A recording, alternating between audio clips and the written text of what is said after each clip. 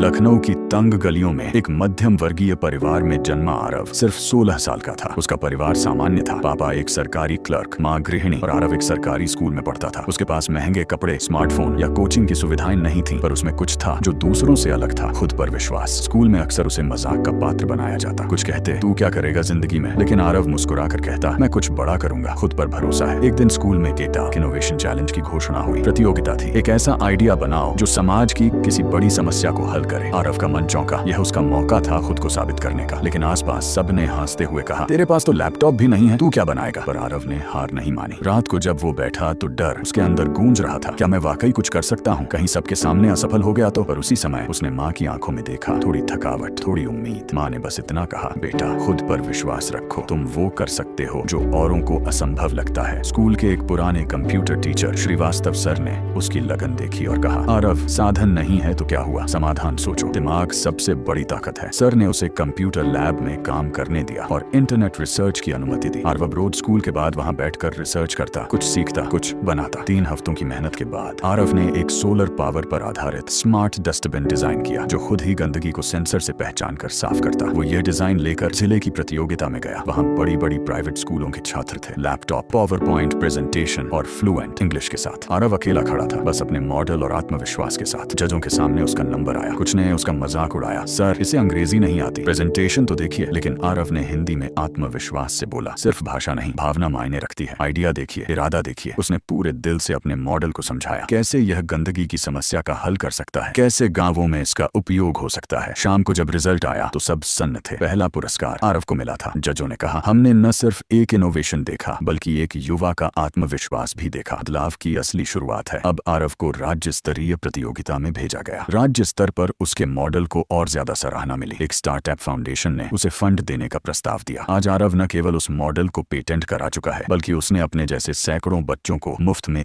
Innovation की training देनी शुरू की है। जब तक आप खुद पर विश्वास नहीं करेंगे, दुनिया कभी नहीं करेगी। आरव की कहानी हमें सिखाती है कि संसाधनों की कमी कभी भी सफलता की बाधा नहीं होती। खुद पर यकीन हो तो रास्ते खुद बन जाते हैं।